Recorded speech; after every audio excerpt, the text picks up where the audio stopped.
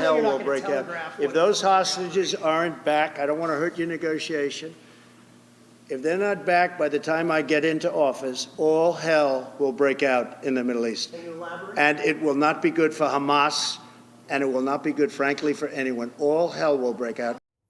Turns out all hell will break out worked. Israel and Hamas reaching a ceasefire deal that'll release hostages over a 6-week period.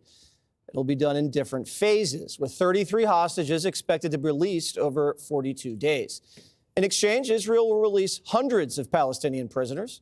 President-elect Trump celebrating the news on Truth, saying, quote, "This epic ceasefire agreement could have only happened as a result of our historic victory in November." But of course, Joe Biden wants all the credit too, despite Donald Trump getting praised by Arab officials who say Trump did more to free hostages and reach the ceasefire than Biden did all year. Joe rolling out with his squad, Kamala and Tony B, to act like he did all the hard work and insisting people blame his successor if it all falls apart. We're handing off then to the next team a real opportunity for a better future for the Middle East. I hope they will take it. This is the exact framework of the deal I proposed back in May. Exact. And we got the world to endorse it. Told my team to coordinate closely with the incoming team to make sure we're all speaking with the same voice, because that's what American presidents do. Brooks credit for this, Mr. President, you or Trump? Is that a joke? Oh, thank you. The battle for credit, Dana.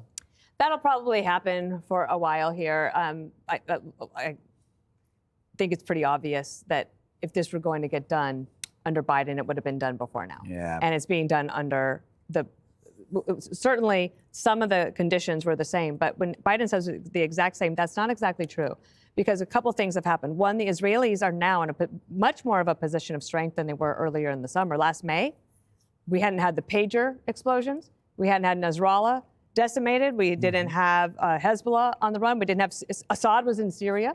Iran hadn't had all of the problems. So the Israeli Defense Forces are the ones that put Israel in a better position to negotiate and to be able to use President Trump's push in order to get it done. But there's another thing that's really important. In that first deal, they said that Israel would have to declare an end to the war. In this ceasefire agreement, they do not have to say that. That's an important thing for them, for their psyche, especially because as these hostages start to come out, first of all, we have to all understand that many of them are deceased. So you're going to get bodies back.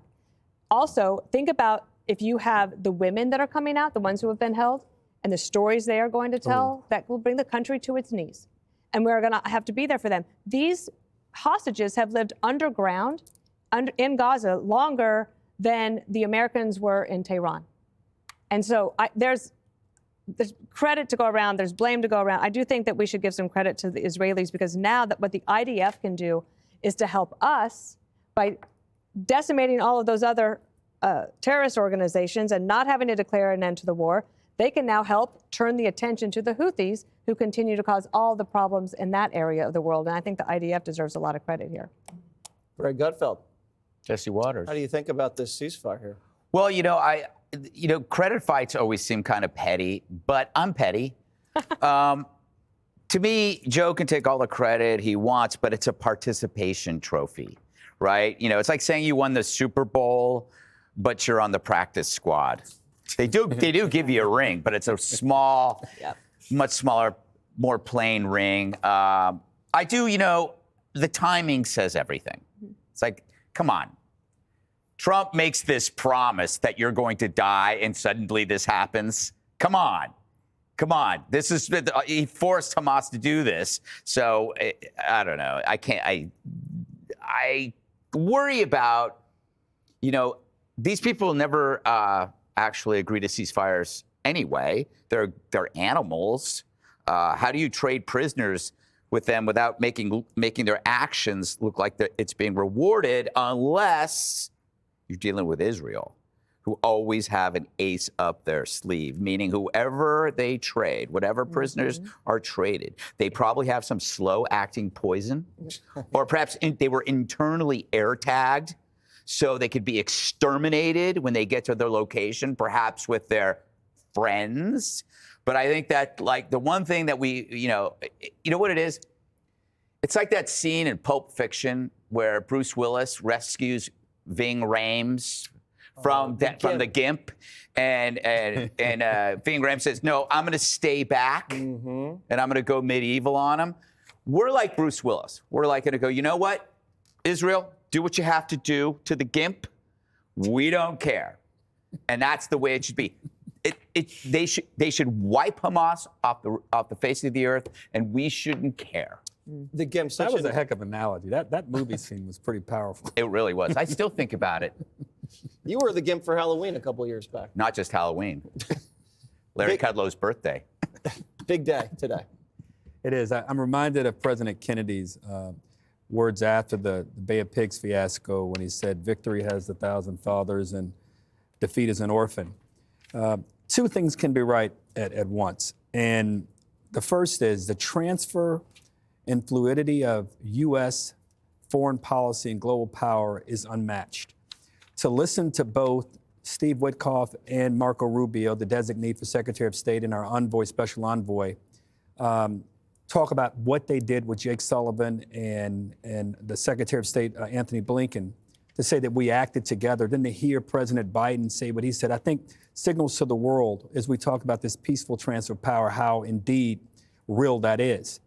Two, both of them deserve a lot of credit. It is not lost on me when President Trump, who has a unique way of negotiating, when he, in Mar-a-Lago, with Witkoff on the stage with him, said, they better know if this deal doesn't get done, will be held to pay. I don't want to interfere with the negotiation. Now, a normal person, that would interfere with the negotiation, but President Trump is a unique figure, and I give him great credit for that. I did not notice in his words, him saying that he didn't give some credit to the Biden administration for their work, which I think is an incredibly important thing for him to do and for the world to know. Finally, a lot of this now falls on our friends, the Saudis and the Israelis, our best allies in the region, because this is only a 6-week agreement. You got 33 hostages. You got hundreds of, as you mentioned in your opening, Jesse, hundreds of Palestinians that will be released. The Saudis and the Israelis are going to have to manage this. And my suspicion is they're going to have a great partner in President Trump in managing this going forward. So how do you feel about the deal, Judge Janine? I think the way I analyze this is I look at the world when Donald Trump left office. There was peace in the Middle East. There were the Abraham Accords. The Afghanistan withdrawal signaled to Iran as well as to Russia that it's time to play. America is not going to stand up to us. And the fact that Donald Trump said what he said was all hell's going to break out. And the fact that this deal will only be successful based upon what Donald Trump does and what he demands, to me is an indication that it is about Trump. It is about the IDF. It is about Steve Witkoff. It is about the fact that Hamas has been decimated. Hezbollah has been crippled. Iran has been weakened. Assad has been eliminated. Okay, so, I mean, let's recognize Israel did this at every turn. Joe Biden was telling him, not so fast, not so fast, as if Israel wasn't fighting a war, as if it was like, oh, you got to go, turn now, you can go now. No, it's a war. It's a war to the end. People die. And Joe Biden and his administration did everything they could to make the Israelis look like they were not justified in destroying every Hamas member in around the world. So I see this as a tremendous opportunity. I see this as the opportunity for the Middle East to grow economically, as Harold always talks about. But also, it's really up to Trump to make sure that Hamas at this point plays no part in Gaza. And I have no doubt that he will. All right, well said. Click here to subscribe to the Fox News YouTube page to catch our hottest interviews and most compelling analysis. You won't get it anywhere else.